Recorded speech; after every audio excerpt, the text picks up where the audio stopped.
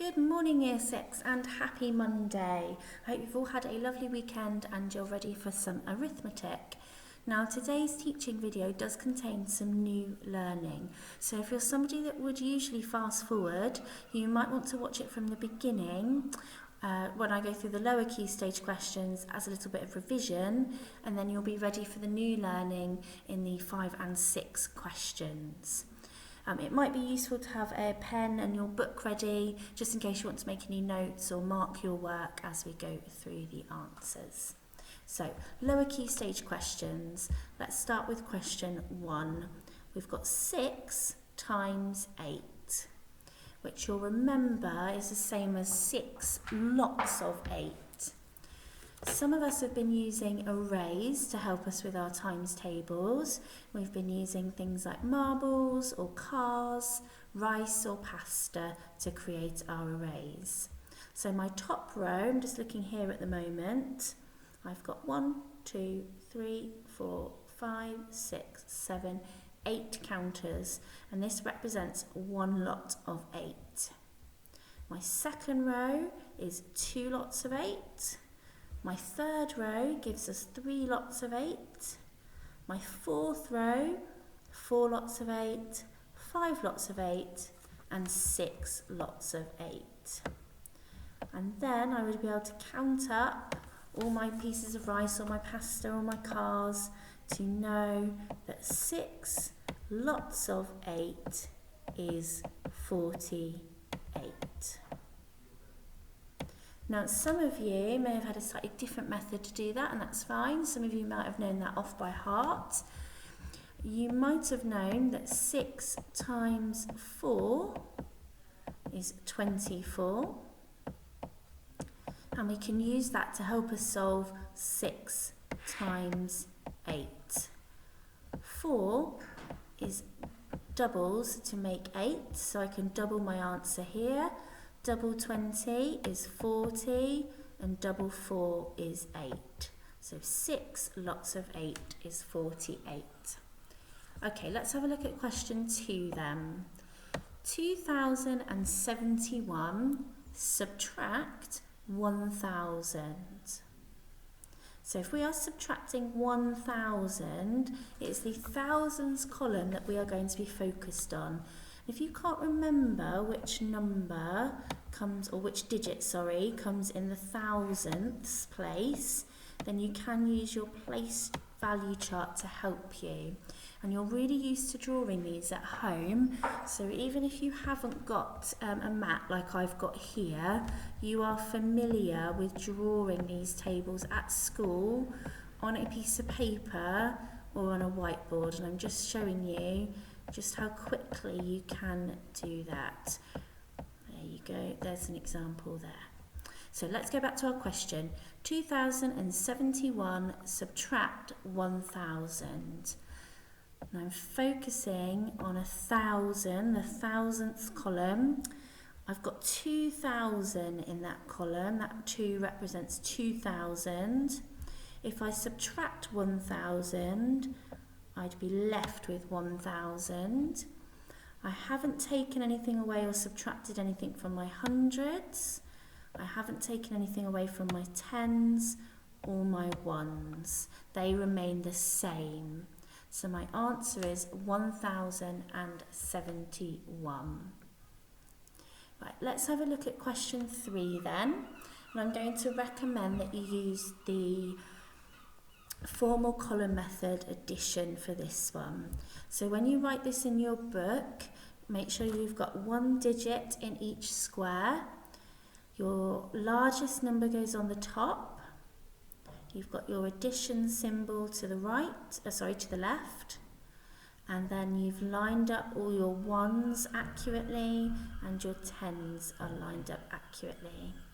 We always start over here in the ones column, and this time we're doing 5 add 4, which is 9, well done. Then we move to our tens column, 8 add 3 is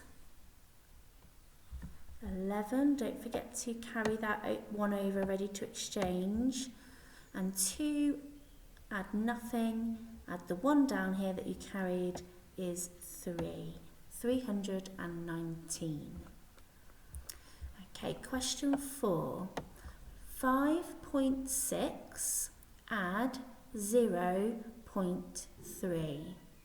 I'm going to put those numbers on a place value chart so that we really understand what those digits represent. So I've got 5 in the ones column and I've got 3 tenths. 5.3. I'm going to place the next number on now. 0. Oh, I've copied the numbers wrong there. Sorry everybody, it should be 5.6, shouldn't it? There we go. There we go. So 5.6 and 0.3. Now hopefully you're looking at the ones column now and you're thinking, that's actually quite simple to add together. I can do that mentally actually. 5 and 0 will be 5. And then when I look into the tenths column, 6 add 3 is 9. And I've got the answer 5.9. Now some of you may have been able to look at that one mentally and not need to use the place value chart, and that's great, while others will need to pop their digits on the place value chart and just to spot those mental methods. Okay, let's have a look at question 5 then. We've got 132 times 3. So we want 3 lots of 132. Now, I'm not going to draw an array for that. There's no way that I'm going to be lining up 132 bits of pasta. Gosh, it would take me all day year 6.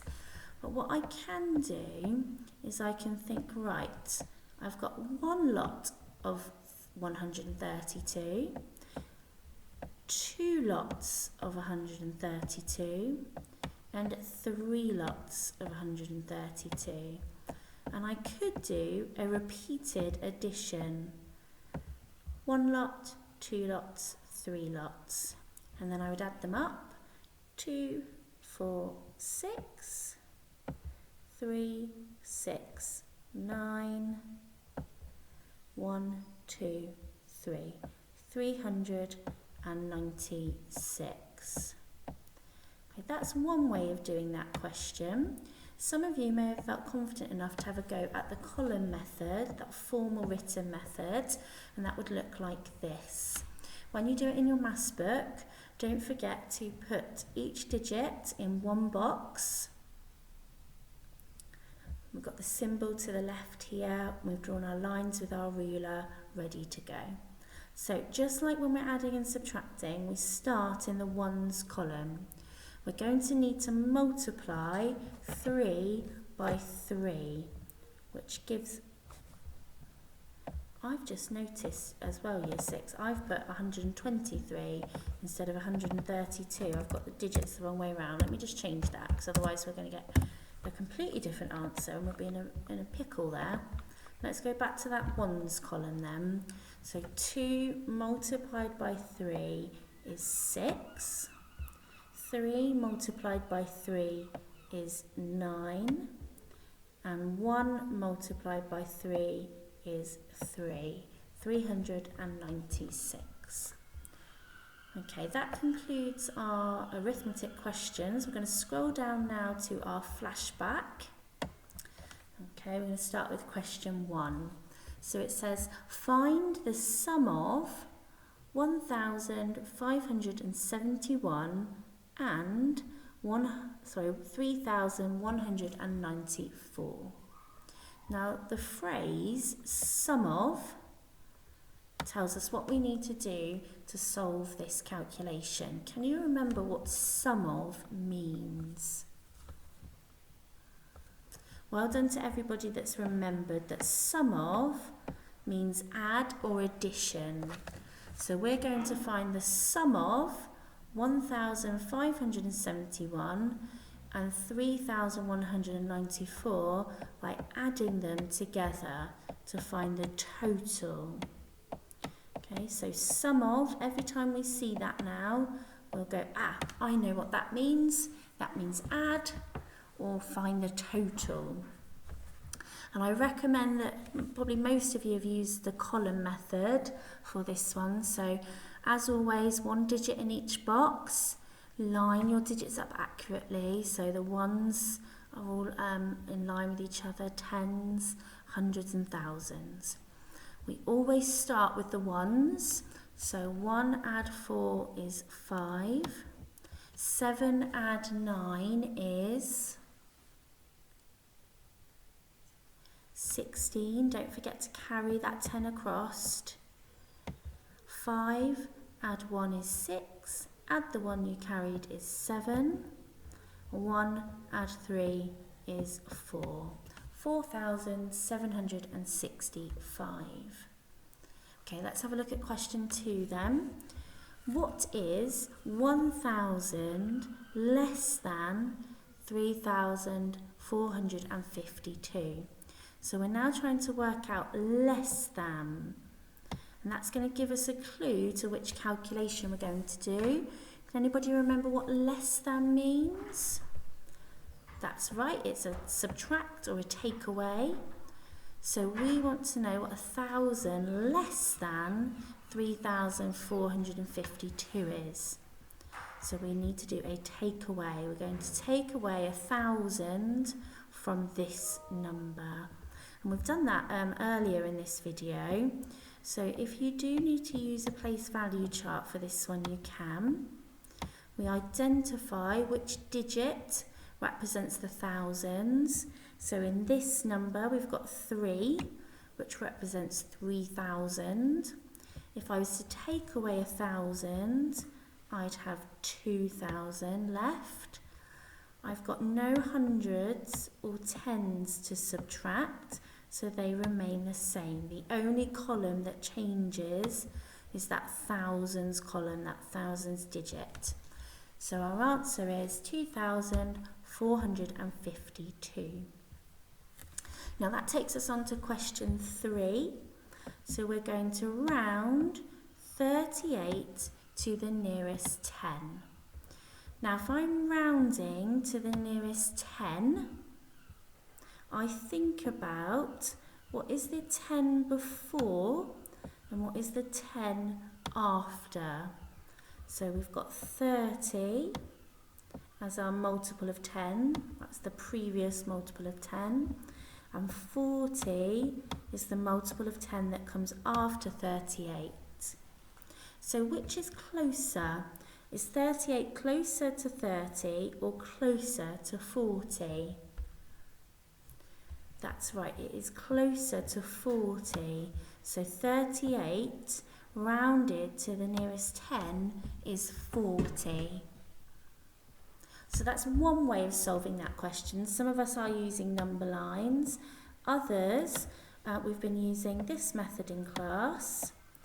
So if we're rounding to the nearest 10, we'd find the 10 and look next door. 5, 6, 7, 8 or 9, we round the 10 up. So 30 rounds up to 40. And then we pop our 0 on the end to represent our 40. Okay, there's 2 different methods there, and I know people have been using the most appropriate method for them. Okay, question 4. What time is shown on the clock? Give your answer in words. Now again, we're all at different stages with learning to tell the time. So I'm going to recap a few top tips that are going to help you. So we know that the small hand here, the shorter hand, I'm just going to use S to represent small. So the S, the smaller hand, tells us the minute. Tells us the hour. And this longer hand, I'll use L for longer. The longer hand represents the minutes. So if we're looking at this hour hand, we know that it's gone past the 12, but it's not yet at 1 o'clock. Okay, so we are still in the 12th hour. We're not at 1 o'clock yet. Now, when I'm looking at the minutes, you'll remember that each little dash here represents 1 minute. Now, it's easier to think that they've been grouped into 5 minutes. So here you've got 1, 2, 3, 4, 5 minutes. So here you'll have 10 minutes, and we're all really good at counting in our 5s. 15 minutes, 20 minutes. Let's keep going, 25, 30, 35, 40. So we know that it is 12:40. Okay, don't forget year 5 and 6. When we're talking about time, we'll use this symbol here. Looks a little bit like a colon, doesn't it? If you only do 1, that's a decimal, and that's something very different, isn't it? So make sure that you've got your 2 dots, they look like a colon, to represent time. Okay, that's the end of the lower key stage questions. So some of you might want to pause the video now and stop there. Others are going to stay with me for the year 5 and 6 questions. Okay, we're going to rattle through the first one quite quickly, year 5 and 6, because I know you're really confident with these. So we've got a subtraction here. I've set up the formal column method over here. We start with our 1s, 2 subtract 6. Now if I was to do that, that's going to give me a decimal number, which a negative number, which is not going to be helpful at all. So I know that I've got to exchange or borrow a 10 from this column. 12 take away 6 is 6. 7 subtract 2 is 5. 7 subtract 4 is 3. 6 subtract 8, again I need to exchange or borrow. 16 take away 8 is 8. 8 take away 3 is 5. 5 subtract 0 is 5. And then just like we do at school, I'm just going to go through and check I haven't made any mistakes. 12 take away 6 is 6. 7 take away 2, that's 5. 7 take away 4 is 7. 16 take away 8 is 8. 8 take away 3 is 5. Yeah, I've got that one right, so I can give that a little tick. Okay, that brings us on to question 2 then. 8.82 divided by 6. So what I want to know is how many times does 6 go into or divide into 8.82? And I've set up a bus stop method here to help us. Okay, so just like we always do, we're going to start with 6 into 8. So how many times does 6 go into 8? Once. Remainder 7, 8, remainder 2. Okay, now I'm thinking 6 into 28. Now if you're not very confident with your 6s, you could write out the 6 times table over here to help you. 6, 12, 18, 24, 30. Oh, hang on. I want to know 6 into 28. So the closest I can get is 24. 1, 2, 3, 4. It goes 4 times exactly. And how many have I got left over? What's my remainder?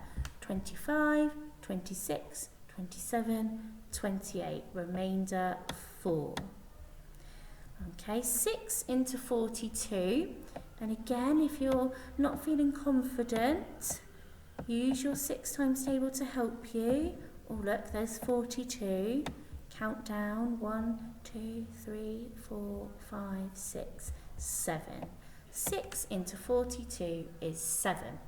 Now, we've got to make sure that we put our decimal point in. Okay, remember that it's going to come there. We've got the same number of digits after it. So, let's have a look at question 3. And we know that these are fraction questions. I can't type fractions correctly into a Word document, so I've written them out here properly for you. So we've got 4/9 divided by 5/7.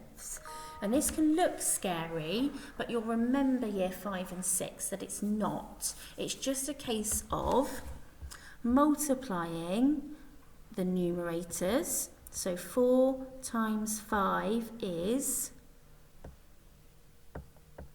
excellent, 20. And then we multiply the denominators, 9 times 7, which is 63. Now this is correct, so if you've got that, you can give it a neat little tick. But we know that we can also ask ourselves a question about fractions. Can I simplify? So is this fraction in its truest form, in its sort of smallest, simplest form? Now, I need to work that out, I need to know if there is a number that divides equally into 20 and the same number which divides equally into 63. And my times tables can really help with this. Now, if I think about my 2's, I know that 20 is in the 2 times table, but it's not, 63 doesn't feature in the 2 times table. Let's go to the 3's. I know that 63 will feature in the 2 times table, but 20 is not in the 3 times table. Let's go to 4's, and you'll see I'm going up in order, 2, 3, 4, and so I don't miss anything out. So 4 times table, 20 is in the 4 times table, but 64 is not. Sorry, 63 is not. 5 times table then, 20, again in the 5 times table, 63, not in the 5 times table. 6 times table, 20, not in the 6 times table. 63, is in the 7 times table, but 8, neither of those are in the 8 times table, and neither are in the 9 times table. 20 is in the 10 times table, but 63 isn't. And we keep going, and we would discover that that is in its simplest form. So we can leave it as it is. Okay, then we go on to question 4. 95% of 760. Now there are a few different ways to solve this one, year 6. So I'm going to show you a couple of different methods. Now the first method would be to think, well, I know how to find 10% of 760. Remember, to find 10%, we have to divide by 10. So 760 divided by 10 is 76. We know then how to find 5% of 760. Now because 5 is half of 10, I can half 76 to find the 5%. So half of 70 is 35. I'm going to jot that down over here so I don't forget.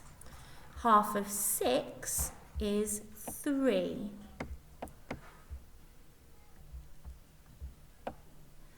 Therefore, 5% will be 38.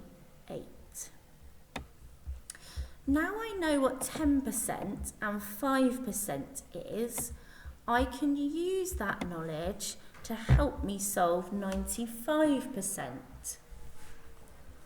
Now I know that 10 times 9 will equal 90. So therefore, I can do 76 times 9, I was right the first time, times 9 to give me 90%. If you can't do that mentally, you can use the column method over here. So 9 times 6 is, not going to give you any answers for this one, and 7 times 9 is, okay. Okay, so hopefully then you've got 6 times 9, which is 54, and 7 times 9, 63, add the 5, 68. Okay, so you know 90% equals 684. You already know what 5% is, so you'll be able to add on the 5% to the 90. So 684, add 5% was 38. So 4 add 8 is 12. 8 and 4, 12. 6 and 1 is 7. So we know 95% equals 722. Now there is a different way of doing this, so I'm just going to choose a different pen. Some of you might know that percent is out of 100, so you've spotted that this is 5% less. So if this is our total, 760, and you know 5% is 38, if I was to take that away, I would be left with 95% or 720. Okay, I'm going to rub that out to year 5 and year 6. So if you need to look at that again, just pause the video now, because I need to make some space for our final question. Right, our last question then. We've got a mixed calculation here. We've got more than one symbol to think about. 14 add 28 divided by 7. And to do this, we're going to need to use BODMAS. BODMAS helps us decide on the order of operations. So each letter in BODMAS represents something different. So B represents brackets, the O represents other, and what that means is squared or cubed numbers for year 6. Okay, when you go to secondary school, they'll add some extras in to that one, but for year 6, that's squared and cubed numbers. D stands for division. M stands for multiplication or times.